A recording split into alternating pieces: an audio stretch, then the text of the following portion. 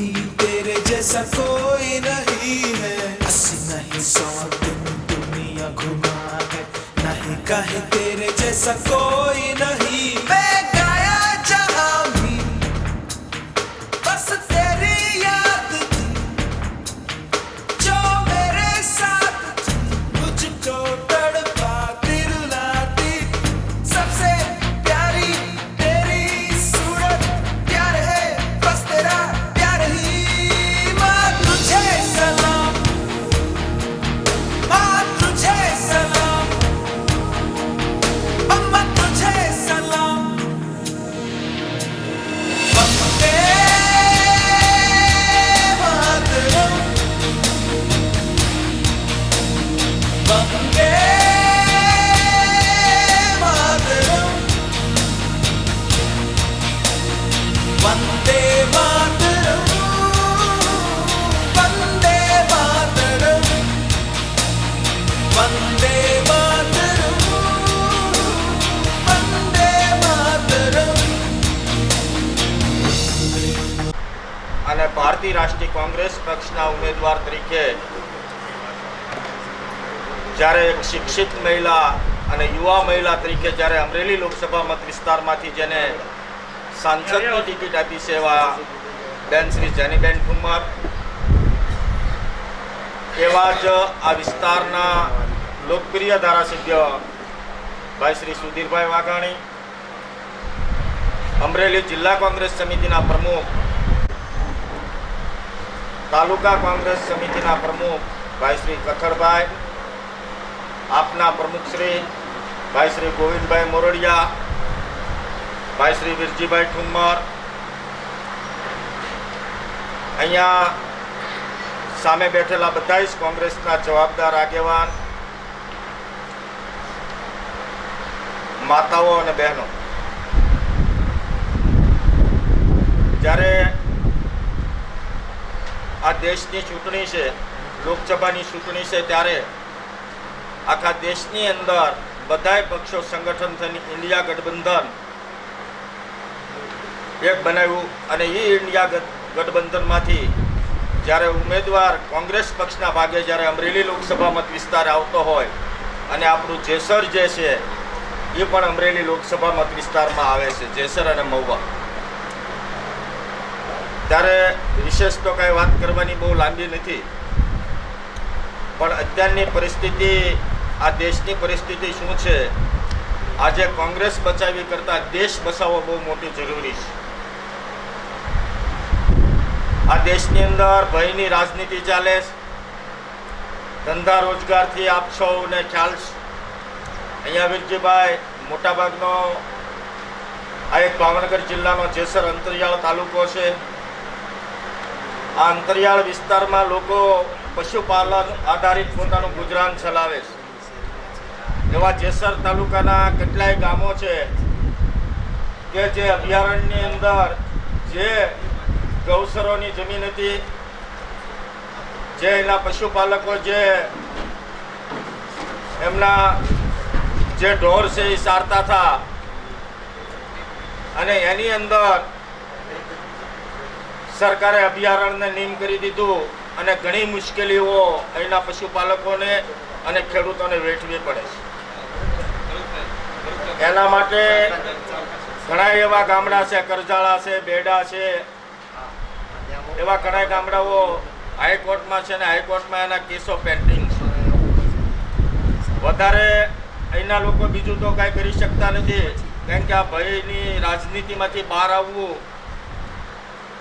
અને આ ભારતીય જનતા પાર્ટીનો સામનો કરવા માટે અહીંયા જેસર તાલુકાની અંદર કાયમ માટે આપણને 2022 હોય કે 2017 હોય, ભાજપની વિરુદ્ધમાં મતો પડ્યા છે. ત્યારે અહીંયા જેસરના આગેવાનોને મારે એવું કહેવું છે કે જે 101 ગારિયાધાર વિધાનસભાની નીચે જેસર જિલ્લા પંચાયતની જે સીટ છે એમાં 15 બૂથ આવે છે. 1 થી 12 જેસરના અને 3 એક રાણીગામ ને 2 રાણીગામ ને 1 પાર. અને બિલ્લા જિલ્લા પંચાયતની જે સીટ છે એમાં 28 બૂથ આવે છે. એટલે કુલ 43 બૂથ થયા છે. પણ સાથોસાથ જે જેસર તાલુકાની અંદર 12 ગામ એવા છે કે ભાવનગર લોકસભાની અંદર જાય છે, ત્યારે ત્યાં પણ આપણા ગઠબંધનના ઉમેદવાર જે છે એ ઉમેશભાઈ મકવાણા છે. એટલે એ 12 ગામ એટલે આ જૂના પાદરથી જે જૂના પાદર છે ત્યાં સુધીના બધા ગામડાઓ, એ બાજુના 12 ગામ જે છે શેરડી વદર ને એ બધા પાલિતાણા વિધાનસભા એટલે ભાવનગર લોકસભા મત વિસ્તારની અંદર આવે છે. ત્યારે આ વખતે આપણા બંને ઉમેદવારોને મત આપવાના છે. જ્યાં અહીંયા 101 ગારિયાધાર વિધાનસભામાં જે ગામો લાગે છે, જે બૂથ લાગે છે, એમાં ભારતીય રાષ્ટ્રીય કોંગ્રેસ પક્ષને મત આપવાના છે. અને જે આ 12 ગામ છે ત્યાં આમ આદમી પાર્ટીના ઉમેદવાર ઉમેશભાઈ મકવાણાને મત આપવાના છે. ત્યારે આ વખતે આપણે સૌએ પોતપોતાના જેટલા આગેવાનોનો પોતાનું ગામ છે એ સૌથી જો મજબૂત કરીએ, એ જ બૂથ ઉપર આપણે ધ્યાન કેન્દ્રિત કરશું તો મને સંપૂર્ણ વિશ્વાસ છે કે આપણી જીત જે છે એ નિશ્ચિત છે. ત્યારે અમરેલી જિલ્લામાંથી જે લોકસભા મત વિસ્તારના જે ઉમેદવાર ભારતીય જનતા પાર્ટીના આવ્યા છે, એમાં તમે અહીંયા આવશે ત્યારે જોશો ત્યારે તમને ખ્યાલ આવશે.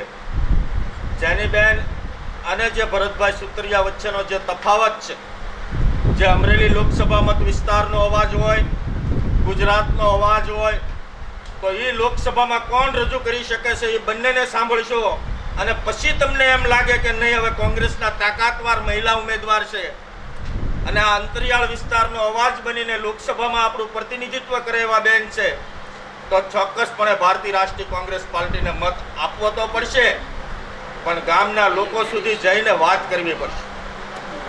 તમને ખ્યાલ હોય તો આ દેશની રાજનીતિમાં છેલ્લા 15-20 દિવસથી બહુ મોટો પલટો આવી રહ્યો છે.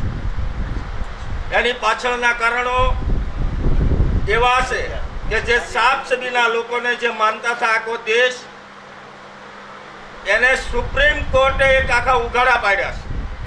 ઇલેક્ટ્રોલ બોન્ડ જે કંપનીઓને દબાવવાની, એની ઈડીની, CBI જેવી સંસ્થાઓનો દુરુપયોગ કરીને રેડ પડાવે અને હજારો કરોડો રૂપિયા ભારતીય જનતા પાર્ટીના ખાતામાં નખાવેલા છે. આ વાત કોઈ આક્ષેપ નથી, કોઈ વાહિયાત વાત નથી. આ સુપ્રીમ કોર્ટની અંદર SBIના ડાયરેક્ટરે આપેલી માહિતી છે. ત્યારે આપણે બરાબર સમજવાની જરૂર છે કે આ પરિબળોની સામે જો આપણે પૂરી તાકાત લગાવશું તો આ દેશના લોકો આજે ભારતીય જનતા પાર્ટીથી વિમુખ થઈ રહ્યા છે. એ તક આપણે કઈ રીતે ઝડપી લેવી જોઈએ એ મારું અને તમારું અહીંયા ગ્રાઉન્ડ ઉપર કામ કરનારા લોકોનું છે. ત્યારે આવનારી લોકસભામાં અમરેલી લોકસભા મત વિસ્તારમાંથી જેનીબેનનો જે વિજય છે એ બહુમતીથી થાય અને ભાવનગર લોકસભા મત વિસ્તારમાંથી ભાઈ શ્રી ઉમેશભાઈ મકવાણાનો વિજય બહુમતીથી થાય એવી આપની સૌની પાસે આશા રાખીને મારી વાત પૂરી કરું છું. જય હિન્દ, જય ભારત. લોકપ્રિય ધારાસભ્ય ભાઈ શ્રી સુધીરભાઈ વાઘાણીને વાત કહીશ કે એમની વાત રાખે. કહેવું પડે બે શબ્દ એમ હાલતા છે. પણ ક્યારે ભાષણ કર્યું તો જ્યારે આ ઇન્ડિયા ગઠબંધનમાં ચૂંટણી લડાઈ રહી હોય અને દેશના હિત હાટું અને આપણા વિસ્તારને એક સારા ઉમેદવાર મળે તો જેમ ભાઈશ્રી પીએમએ કીધું એમ બંને ઉમેદવારોમાં સાફ તફાવત છે. જે આપણે કોંગ્રેસ અત્યાર સુધી કે ઇતિહાસથી લડતી આવી છે લોકો માટે, એવી વિચારધારા સાથે અને સારા ઉમેદવાર સાથે આપણે જીતવાનો તમામ પ્રયાસો કરશું. કે પોતાની આસપાસ ઝાઝા આપણે આખા દૂર નહીં તો પોતાના ગામમાં કે પોતાની આસપાસના મતદારોને આપણે બૂથ લગન પહોંચાડશું અને જે લોકોને જાણકારી આપણે વધારેથી વધારે આપશું કે ભાઈ આ ફરક છે અને આપણે જીતાડવાનો સારામાં સારો પ્રયાસ કરશું. તો મહેનત કરેલું ક્યારેય ક્યાંય જતું નથી અને સારા માટે કરેલું એમાં કાંઈ ઘટે નહીં.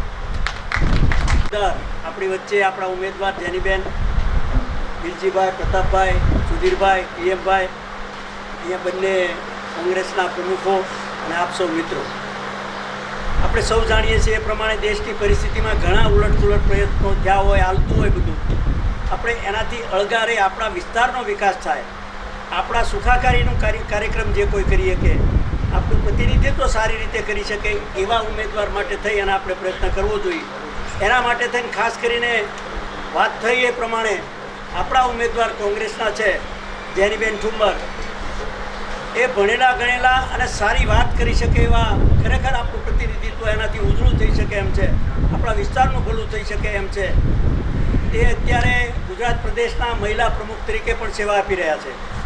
એની કામ કરવાની પદ્ધતિ આપણે કદાચ ખ્યાલ ન હોય તો જિલ્લા પંચાયતના, અમરેલી જિલ્લા પંચાયતના પ્રમુખ તરીકે પણ તેણે સેવા બજાવી છે. આ વિસ્તારથી જાણીતા છે અને વિસ્તાર માટે શું કરવું પડે એ સારામાં સારી રીતે લોકસભામાં જઈ અને આપણા પ્રશ્નો ઉજાગર કરી શકે એવી મહિલા છે અને યુવા છે.